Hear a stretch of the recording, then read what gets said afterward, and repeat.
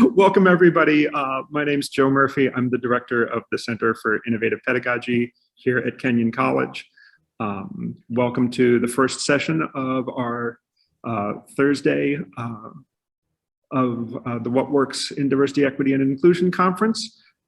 I do want to acknowledge before we get started that we're coming to you from Kenyon College in Gambier, Ohio, and we acknowledge that the lands on which we live, work, celebrate, and heal are the ancestral homelands of the Miami, Lenape, Wyandot, and Shawnee peoples, among others. The disputed Treaty of Greenville, 1795, and the forced removal of indigenous peoples from this region allowed for the founding of the college in the early 1800s. As a community, we are committed to confronting this dark past while also embracing through education and outreach the many indigenous communities that continue to thrive in Ohio. And with that, we can get started with flipping the Berg using the Iceberg Model of Culture to understand students. I'll turn it over to our presenters, Hart Ruthenbeck, Dean of Student Development at Kenyon College, Maren Osick, Director of the Center for Global Engagement and Affiliated Scholar in Anthropology at Kenyon, and Aaron Colhapp from Macalester College, an exciting late addition. So I will turn it over to you. Thanks. So good morning. Sorry, Joe, for just jumping in. That tells folks a lot about me and how I tend to run things. Just jump in. We wanted to thank you for sharing your time with us today. As Joe said, I'm Maren, and I direct the Center for Global Engagement at Kenyon, and I'm also an affiliated scholar in anthropology. Aaron, do you want to go ahead and introduce yourself, and then Robin, you'll follow? Sure. My name's Aaron Colhapp, he, him pronouns. I'm the Director of International Students at Macalester College. Robin and I worked at Macalester together for many years, and that's one of my connections, but Maren and I also presented years ago at the Hotchkiss School. So I've been doing this for, I guess, about 30 years. And I am Robin Hart Ruthenbeck, she, her pronouns.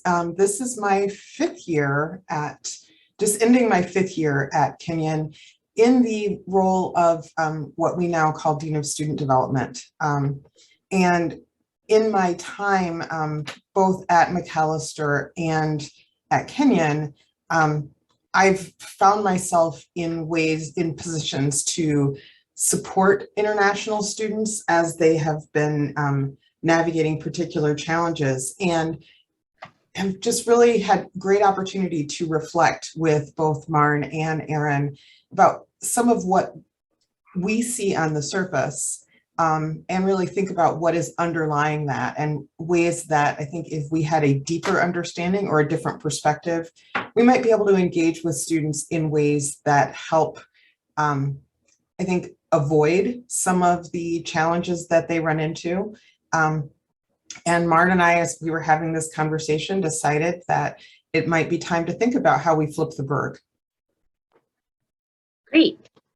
So as we were putting this together yesterday, of course, we think we have this great idea of the Iceberg Model of Culture and talking about international students. But we were also wondering sort of what drew folks to this presentation, because we want to make sure that we sort of address that and tailor what we're talking about today. So if you could sort of tell us what you were hoping to get out of it, why you were here, just anything that might guide us as we move forward. So, Orchid, thank you for your comment in the chat box. So you were an international student and are curious about this generation. Great. Which I think has changed so much. Things have changed so much in the last 2 years for many reasons. Kat also works with a diverse group of students that come from very different cultures than your own. Great. So I think we're going to get started, if that's okay. I really appreciate everyone sort of putting their comments and just thinking about this. The way we have planned it is sort of, we're going to do our presentation, but we'll leave time for discussions and chatting and questions. And now my screen, okay. So I'm an anthropologist, and one of the things that we do in anthropology, but then also in study abroad and with international students, is we talk about culture. We talk about students crossing cultures, immersing themselves in the culture, trying to understand what culture is. And there are so many definitions of cultures, of what culture is, and they kind of go on forever and ever. It's often difficult to understand what culture is, what it might not be, how various definitions can apply. How does it work if you've got multiple cultures going on at the same time? So one of the things international educators have been using for a while is a definition of culture that we call the Iceberg Model of Culture. So Edward Hall in 1976, 1977, he's an anthropologist. He proposed that culture was like an iceberg. There's a small part of culture that's visible on the surface, but that most of the iceberg or culture is submerged or invisible. So as you can see, there are things that are super easy to see: language, dress, holidays, festivals, and those, they're visible, they're tangible. You can taste or touch or smell or hear or see them. What's a little more difficult to see is sort of what inspires or is the basis for things like dress, right? So there are all these things under the surface: approaches to health and medicine, concepts of justice. If we want to go back to dress, gender plays into dress, attitudes of modesty, religion, all of these things that we don't see sort of are visible on the surface. The model, like any model, has inspired critiques, but what I think is most valuable about this model is it readily displays how easy it is to make assumptions about another person or cultural community simply based on what we see on the surface, without really understanding what is going on below. When we work with students, we speak of this visible, not visible as a way to help them understand culture or transition shock. So again, I often use the Titanic as a model. Titanic, as you know, hit the underneath. They didn't see the iceberg ahead of them, and that's what got them into trouble. The parts of culture that are difficult to see, the parts of culture that are not visible on the surface, that's where students tend to run up against issues and problems, because they can see the language, the dress, the folklore, but it's the underneath that it is hard. I hope that makes sense. I'm running through the iceberg model really quickly because what I think is interesting is more how it's applied. So we thought this model would work well for this session. What is it that we can see on the surface when it comes to international students and those educated outside of the US, and what might actually be going on underneath? Now, I will say that I think we can use this model for any student. We just happen to be super interested in international students and how they function in a new academic setting. Okay. Robin and Erin, I'm going to turn it over to you. Take it away, Erin. Thank you. Again, yeah, my name's Aaron Colhapp from Macalester College. So when we start talking about academics with our students, I think it's really good to, I think a lot of it is getting a foundation here of the international students. We start, which I say is the ABCs, because the vast majority of the international students don't know what a grade A, a grade B, and a grade C is. There are very few who end up saying that, yes, they were used to the system of education. And that's really kind of the basics on where to start. trying to figure out the U.S. educational system, learning what a good grade is. And of course, a lot of college students from all backgrounds don't know what a good grade is, but GPA, what the GPA means and how that is something are some of the many things that the international students have to go through. The classroom, of course, and how you are in the classroom with those students can be very much of a influence in how they enjoy and how they can succeed from the start. Of course, most of them adapt as they go through, but the informality in the classroom is difficult. Many students tell me that they prefer professors who call on them in the classroom because they're not used to the class participation standards. So I believe anything that you can do to help and slowly work with students so that they understand what expectations there are, and often they see the domestic students saying so much, and it takes them a while to realize that they don't necessarily know more than they do. They're just not used to talking. But then it's this studying in a foreign language and all these things, the exponential number of concerns that the international students have compared to domestic students, that's on their mind all the time, just trying to adjust. Writing in English, and then trying to understand academic integrity. As far as plagiarizing and citing goes, there are few who are used to the US system for citing materials and what's expected. It's considered in many cultures an insult to say where the citation came from, because of course the professor should know. If it's an authority, it's almost an insult to the professor if they cite what's going on. Now, certainly there are students who plagiarize and for the wrong reasons, but quite often there's some culture that goes along with it.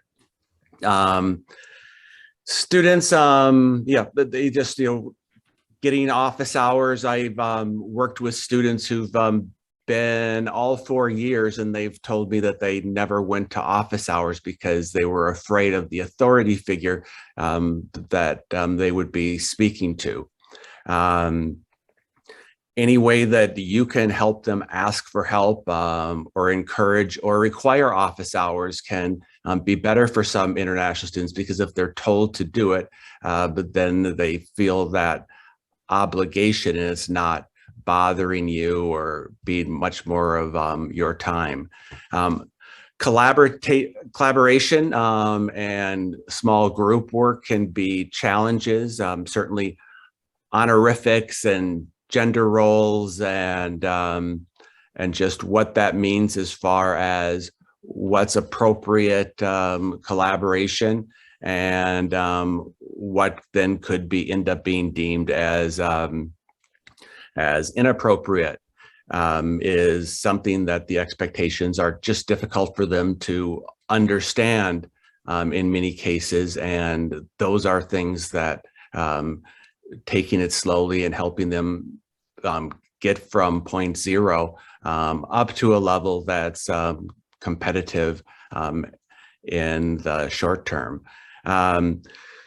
One of the big problems that international students have is all the adapting to the endless US-centric references, whether there are references to sports or history, politics, pop culture, idioms, are all things that are challenging to them. And I think that anything that can be done to, if you say ADA, APA, or other references, or talk about the Civil War, or anything that has to do with US history, anytime that you can check in if what their understanding is, or to just explain it is very helpful. We can talk a little bit, I think, later about how many students struggle with sarcasm, but not understanding sarcasm and humor is another part of the challenge that international students have in the classroom. So then if there are things that are related to their own country, of course, they could be shy or get upset or worry that they're derogatory towards their country and culture, is another thing that if you're able to check in with students, if you're talking about their country, I believe that they would typically very much appreciate that.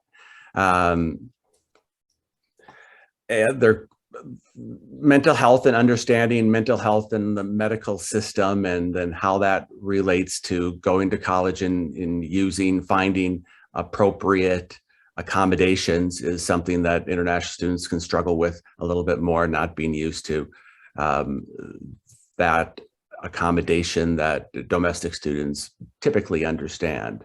The right major can be influenced by them, not only by them, but often what their family says. I don't know what percent, but it's certainly a large percent of students can't choose certain majors. At the liberal arts level, of course, that makes it more difficult. We'll talk about the regulations a little bit later, but the international students need to choose a major that directly relates to their study for them to work after they graduate. They're allowed to work either 1 year or 3 years after they graduate, 3 if it's a STEM major, and all that work needs to relate directly to the major. And of course, in the liberal arts setting, that makes it even more difficult. Other real basic things that are, one thing I had recently was a student failed a test, and he came from an American school, and he wrote in cursive. And we were sitting there trying to figure out, because he retook the test. He said he knew so much more, and he got a B on the first one. He didn't understand why he didn't do better on this one. And we went over it, and then he talked about cursive, and he wrote in cursive really clearly. And then I took it out to show 2 Chinese students, can you read this? And they both said no. So just understanding, being able to write cursive, such small things like that can cause big issues, because they have never learned cursive in many cases. The other things about the regulations that pertain directly to academics is that the students, with some exceptions, must be a full-time student in order to remain in a legal immigration status. They need to worry about that. So where other students may decide to withdraw from a class, they can be in a situation where they need to continue to stick with that class in order to be full-time. The exceptions for full-time study are the first semester. They can adjust to the U.S. system of education, or if there's improper course placement, for example, in a language or in a mathematics class. Other things that they can have medical exceptions for reduced course loads. Those can be up to 1 cumulative year during their 4 years. So if a student needs to reduce their course load because of a medical situation, which they can do down to 0, they then would need to complete that full year. If it happened multiple semesters, then they might have to end up going home in those courses. Other things, there's some times where I think professors are able to set up international experiences or courses that are offered by faculty. And there are many times, certainly at Macalester, I assume there are situations at Kenyon as well, where the international students aren't able to go because they're going to Canada, but it's going to take 5-6 weeks for a student to get a Canadian visa in order to attend some of those situations. So planning ahead for them so they can figure out a way to go and get a visa, which can take months in many cases for a third country just to cross the border to Canada, is something to take into consideration if those are things that you plan in your classroom. I think as far as as I mentioned, family and choosing majors, that's also shame as far as success in the classroom. The students who come from Asian countries, more than most, have a very high value of education compared to what the U.S. Would be, and it is influence with them and the work they do, and then many professors have told me that they've had apologies from students when they've gotten a B+ or even an A- in a math course, for example. So all things to consideration, and to think that how you approach students to start these conversations is very important, and something perhaps to discuss more in the questions and answers. And of course, or are there different ways that you can change how work is presented in your classrooms to help the international students in their adaptation, or just give nudges for students in ways in order to come to office hours and meet with you. And the international students certainly find if you talk to them, they'll talk and they'll explain things as much as they can. I will pass it on to Robin. Thanks, Aaron. I've been thinking a lot myself over the last month or so about some of my own assumptions and the ways in which I engage with students, all students, but my default assumptions about where students are coming from. And no matter how much we try to avoid making assumptions, as we all know, we all have our own biases, we all have our own blind spots, and obviously blind spots, we're not aware of them. Even just yesterday, as Aaron and Martin and I were talking, when Aaron mentioned that most of our international students, unless they've gone to an American school, don't understand the grading, the rubric, what is an A and what is an F, and that is not something that they've come from. That was a moment where I had to stop and think, like, did I know that? I don't think I knew that. I don't think I've ever thought about that, or thought about the fact that, sometimes, as I say to students, C's get degrees. Don't worry so much about what the letter grade is. It's like, does that actually have context for them? Do they have the context to understand what that means? So I've been thinking about that, and have been thinking really about how does the interplay of our language, the interplay of culture, how is that impacting students' experience in ways that I am not necessarily aware of? So if I were to flip the Berg and look at some of those things that are beneath the surface, I've been reflecting on some past experiences with students, and I was thinking about some roommate relationships where language and culture became a real issue, when really it probably just needed a little bit of time to tease out a little bit of what was going on. I have seen some roommates take on incredible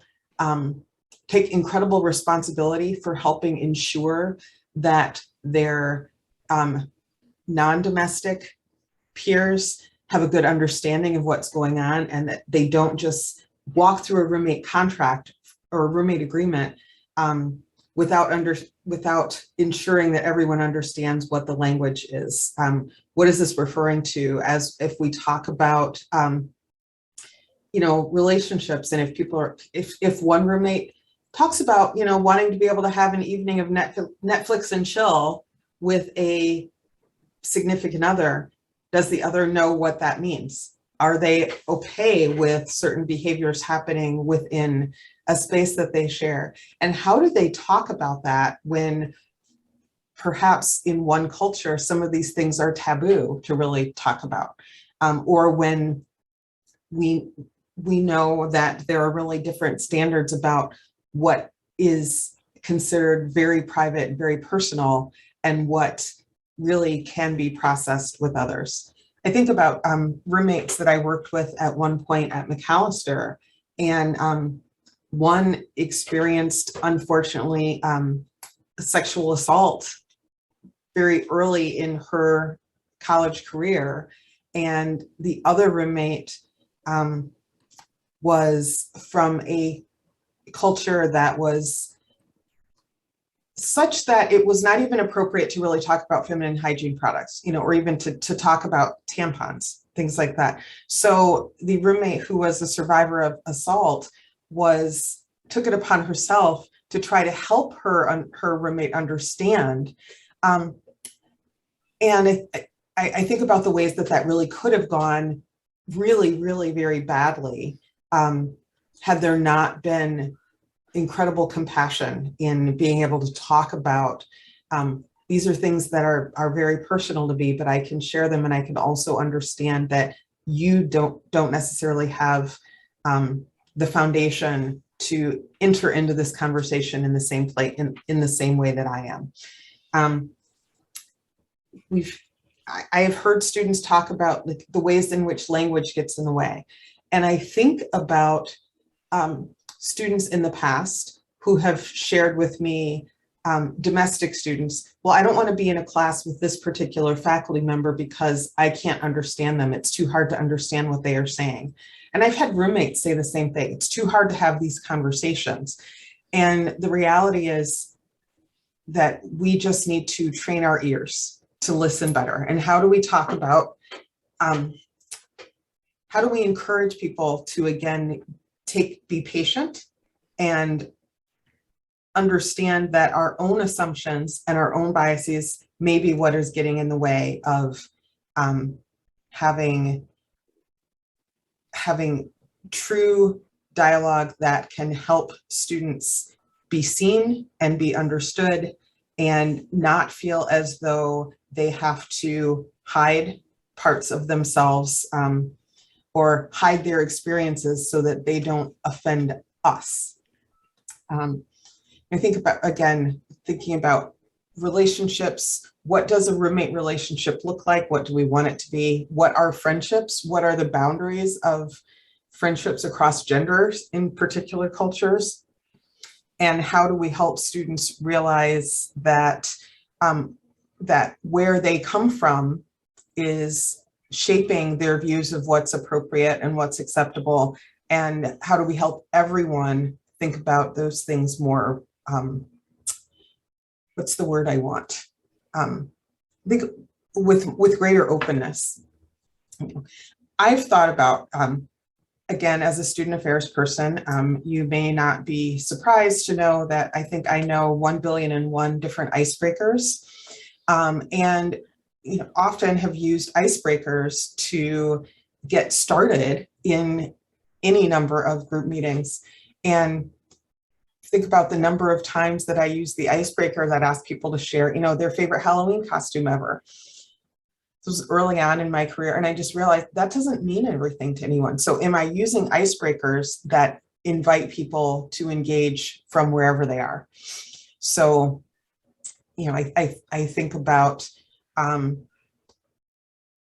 making sure that we are allowing people to share their common experiences and not othering people because we are doing things that I think expose their differences in ways that do not allow them to engage, if that makes sense. I think Erin mentioned cultural references, the pop culture references, the many, many ways that we make throwaway comments and assume that everyone gets it.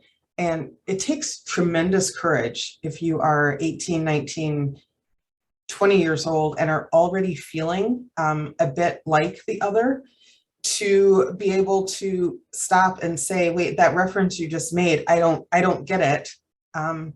And can someone explain this to me?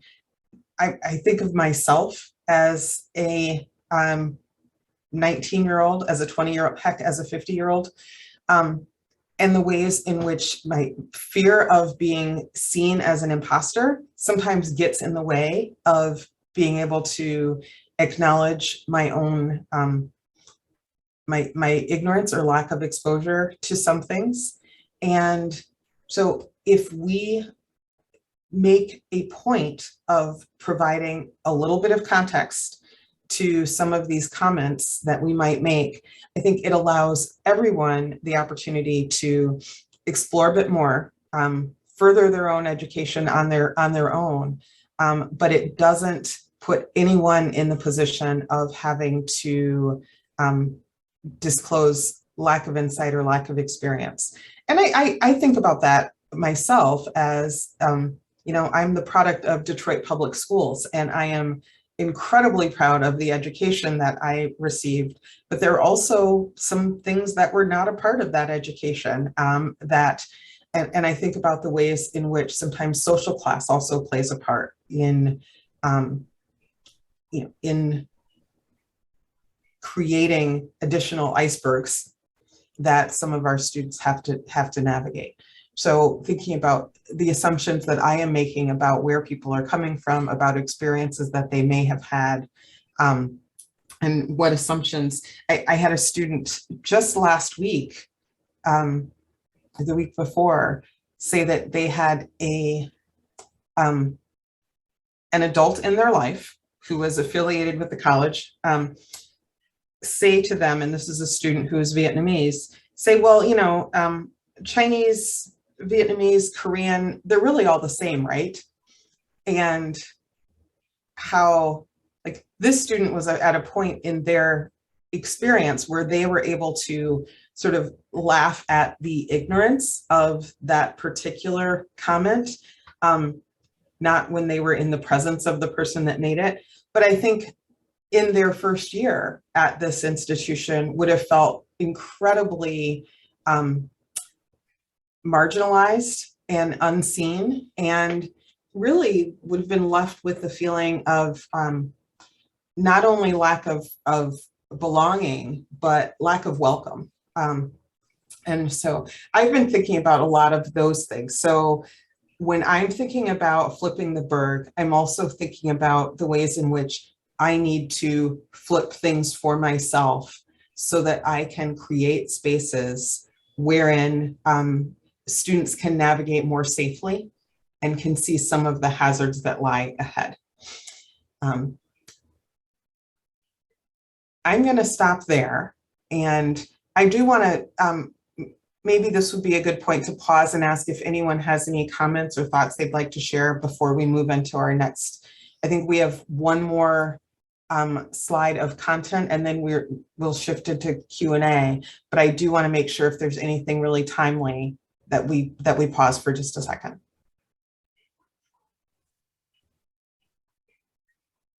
No. Okay.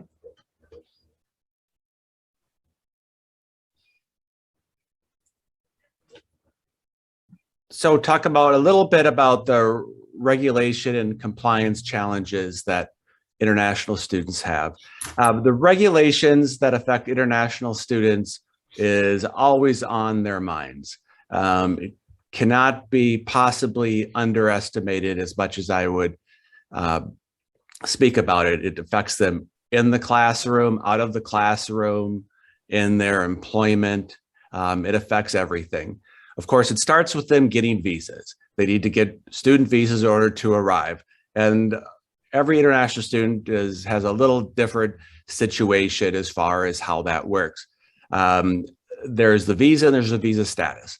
So there are some countries where students get visas for 2 weeks, and the US will give student visas to international students for up to 5 years if their country will give US students student visas for 5 years. This means that some students come with visas that expire in 2 weeks. Now, a visa is only good for approaching a border or getting on a plane. It doesn't determine how long they can stay, so they can stay. But going home, it means they're going to have to get a new visa and go through the whole situation again. So that's on their minds. And making sure that they understand that. Half the students, they see their visa expire and they get very nervous. Of course, their passport expiring and other documents expiring affect them as well. And then visas, as was mentioned before, if they're going to a place like Canada or the UK or anything else, even transiting through another country to go home, I think as much as we tell students, it seems like about every other year, a student has to cancel their holiday trips because they realized that they needed a transit visa in the UK or the Netherlands or Germany in order to go through there. So these things and just getting home and traveling and being able to feel freely is one thing that's affecting them. Of course, employment and taxes, and many students, when they come, I think that, most students, if they had to have a reason that they're going to college, it's about their career in some way. And liberal arts, as mentioned earlier, makes that harder because the chance for an international student to work after they graduate means that they cannot go in, work at Starbucks or a coffee shop or just kind of explore things. They need to find a job that's directly related to their major, typically within 60 days from a start date where after they graduate. In most cases, while they're in school, as far as like employment taxes, how many hours are they allowed to work? If they're in a situation they can't work more than 20 hours on campus while school's in session, there isn't a limit during the breaks, but understanding that, and if they do, illegal employment is a big issue. Either they need to apply for an expensive reinstatement or leave the country and get a new visa. They can't work off campus or have an internship directly, which is directly related to their major until they've been a student for a full year. Now, if they have a problem, like they made a mistake while they're here, they worked over 20 hours on campus in a situation and they'd be out of status. Oftentimes it'd be easier for them to go home to get a new one and come back. And then they have to start that 9-month or, one academic year clock again before they'd have that chance to do an internship. And again, internships must relate to the major. The minors, the concentrations don't matter to the U.S. government. The only thing that matters is what their majors are. Taxes, they have completely different taxes. Their first 5 calendar years, non-resident taxes, and completing them, and it's very complex. They get taxed. There are some tax treaties, but otherwise the students are taxed on the first dollar they make. It's unlike the U.S. students who have a standard deduction. Indians do, but there's taxes are a little bit different with tax treaties and other things for each country. So some students can't ask another student thinking it's going to be kind of a cookie cutter situation. There's special ways to complete a W-2, which is very difficult to find and to see how that actually works. And then the employers aren't used to it. And because of that, the employers are more reluctant. One of the many reasons employers are more reluctant to hire international students. So since they need to find something related to their major, they also need to go through the stress of, can they find an employer who's willing to hire an international student? Getting gift cards or other cash award, and they need to report that income. And then gift cards are going to be taxed at typically around 30% up. So they're going to need to, if it's not grossed up, if you give one out through your accounts office, then they're going to need to pay that 30%. So if they get a $50 gift certificate, then they'd be getting $35. They all are required to file a tax return whether they work or not. That doesn't mean they need to pay, but these are things in order for them to stay in status, along with being full-time student and every 10 days reporting any place they move or if they have any jobs or other things. And they need to be in contact while they're working after they graduate with the International Student Office. They worry about enough money to pay tax. Of course, that they're getting taxed on every dollar they make. So that's kind of chipping away at things and having that money. I don't know what Ohio taxes are, but certainly the Minnesota taxes are a challenge. Other internship requirements, a lot of times students think that unpaid work is a standard volunteer situation. It's okay, but the Department of Labor looks at employment the same for $1 million or for $0 if they meet criteria of giving, say, a benefit to the company, then that is employment. Or if there's any other, if they would give even pens to the students who are doing the internship experience there, but they wouldn't give it to you or me when we come off the street, then that's remuneration. They take an opportunity away from an American, or I think a lot of attorneys say, if you think it's a position that should be paid, then it's considered employment. So for that, for even unpaid internships, they need to register it for academic credit, and then get what's called curricular practical training work authorization to do so. Typically, that means they need to pay for at least one credit or whatever your smallest credit situation is at Kenyon.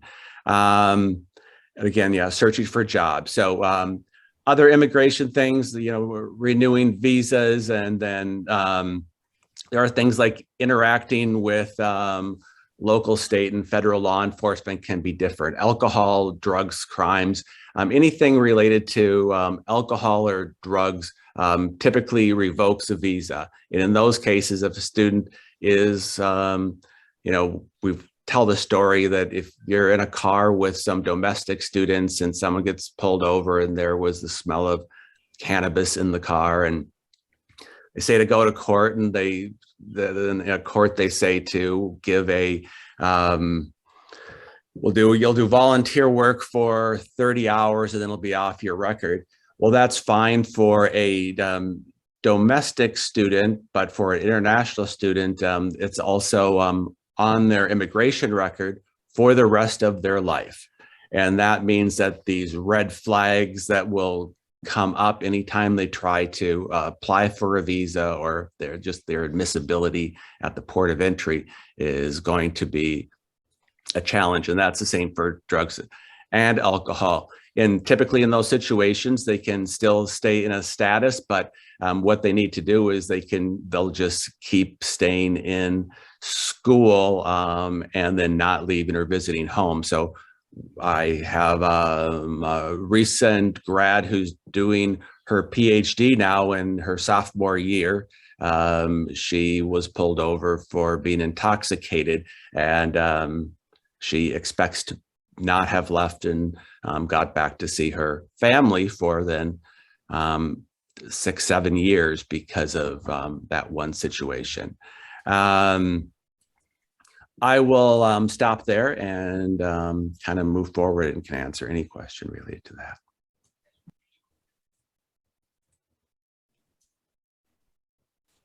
So I think just sort of to kind of wrap up the iceberg piece, what we really want folks to think about is what you see on the surface. Is there's so many things going on below, and that's true of any student. But international students have their own worries, their own under the surface pieces to what they're doing here. So we'd like you to just, hopefully this is a good model. And as I was thinking about this this morning, I was like, what we're really asking folks to do is just stop and think for a minute. And with international students, with domestic students, we all get so caught up in getting this thing done to move on to that thing, and stopping for a moment to think, okay, what is really happening before we move forward? So with that, I think we'll take DIY Iceberg, or if folks have any questions or comments.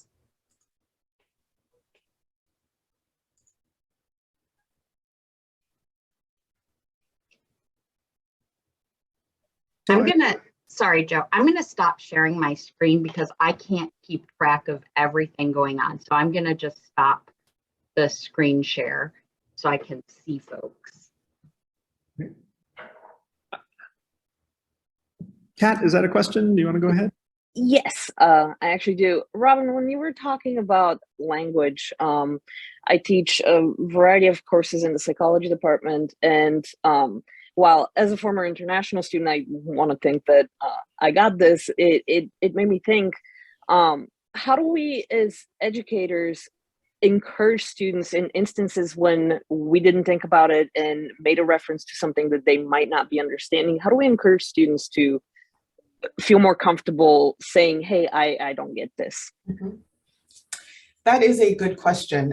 And something that I've seen done with some degree of effectiveness, and certainly these have been at different places over time, right? Is I love index cards. I really love index cards because I think in the moment, if everyone has a few index cards, and if the expectation is you've got index cards with you that students can have on their desk at any point, then maybe not in the moment, but if they jot down a question and they can drop it on your desk on their way out. It doesn't have to have a name on it, but then if there are people that have unanswered questions, you know, I always tell students, if you have the question, odds are someone else does too. And that then allows as a faculty member to send out an email or add something at the start of the next class. Hey, I realized that this might be helpful information to put what I shared into further context. So, anonymous index cards are great. I have had also colored strips of construction paper, the red, yellow, green. And red is if you really don't understand something, the red, even if you're just kind of taking a pulse of the class, the red is like, I need to stop. Whoa, we need to revisit that. The yellow is, I'm not sure, might need to think about this overnight and come back to it. And the green is like, I got this, you can keep going. Of course, the challenge there is I can think of any number of times that I've thought personally that I had great understanding of something and I was so wrong. But I think things like that, Thank you.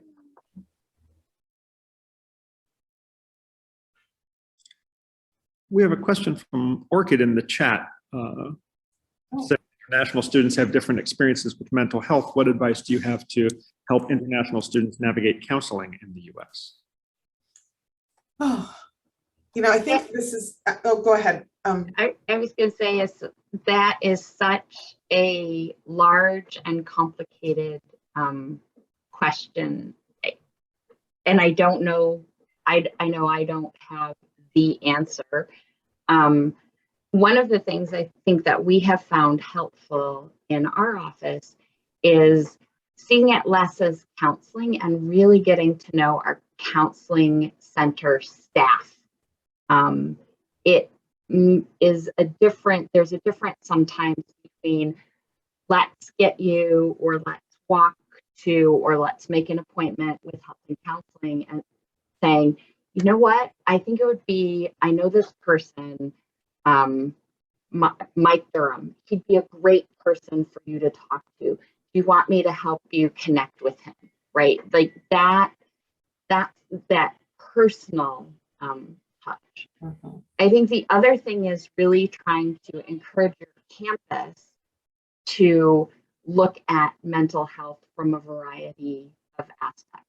So I know one of the things that we're doing at Kenyon, which has been very illuminating, is we're working with a consortium out of Boston that specifically looks at international students' mental health, and it is gearing very much towards Asian students. So really walking us through what that experience might look like. And one really interesting takeaway for me from that is, from what I understand, some of the medications that are typically used in the US have different side effects for students who are of Asian descent than they do for students who are not of Asian descent. And that was truly illuminating for me, because I think sometimes we're like, oh, well, just take this ADHD medication, it'll be fine. It's not fine if the side effects are going to be worse or fine. It's not fine. Even going back to Orchid, I think the big thing is, how do we define health? How do we define illness?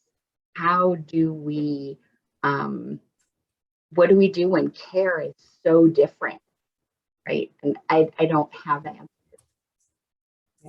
Can I just follow up on that? I think, yeah, I'd be interested to hear more about maybe after the session about, this Boston thing that you've teamed up with. Partly because I'm also sort of thinking not just in terms of like mental health, but also sort of like engaging with loneliness and that sense of isolation that I think that just comes from being in a different country with different systems. Even things like smells can sort of trigger sort of a memory. And so one of the things that I've been sort of grappling with is how to create that sense of community amongst international students so that they don't feel lonely and isolated. And so, I'm just wondering, this might be more Kenyan specific, and so I'd be interested to talk to you outside of the session about what steps we can actually take to actually help reduce that sense of loneliness and isolation on campus, because we are very rural, to actually support international students. So I guess this is really helpful. This has been so fantastic, just hearing your experiences. But yeah, these are sort of things that I've been thinking about. I did drop the link in the chat to it's the Massachusetts General Hospital Center for Cross-Cultural Student Emotional Wellness. If that's not a mouthful, but it has been really helpful for us to partner with them, and our Health and Counseling Center has certainly has taken the lead on that process. But it took a long time to find that as a resource, particularly, it's been particularly helpful because being in rural Ohio is a little bit different from being in St. Paul, Minnesota. And even as students are looking for external counseling support, it's very difficult to find support from a counselor that you think might understand some of the cultural references, or sometimes there's just comfort in finding an opportunity to talk to someone who looks like you. I've been thinking about that in my graduate and doctoral experiences. I one time had one faculty member of color, and that was because I chose that person to be on my committee, because I absolutely refused to finish my doctoral degree without having a person of color somewhere in the process. And, I think about the students that as they arrive on campus and perhaps are even, thinking about if they are transracial or transnational adoptees, encountering some of that for the first time. Some of those, students have so much going on, all of them developmentally at this point. And then if we add the additional layers of navigating like cultural isolation, it makes me tired. It makes me tired. And I think that just knowing that there are faculty that will name that and will validate that can be a harder part of your experience, can just make students feel seen in ways that they might not otherwise. I will also say, I do think that many of our students are able to find community outside of the classroom, but it is in the classroom when they might be the lonely only, that it feels really difficult. And so I think even if there are ways to, if you have students doing group work, and if they are, if they have to be in a different group every time, and if maybe the first time or two, maybe you assign groups, because then no one has to have the experience of thinking about how to ask, can I be in your group? Or no one has to have the experience of the faculty member saying, well, gosh, no one picked orchid here. So not in that way, right? But like, but how do we even think about some of those things? Yeah.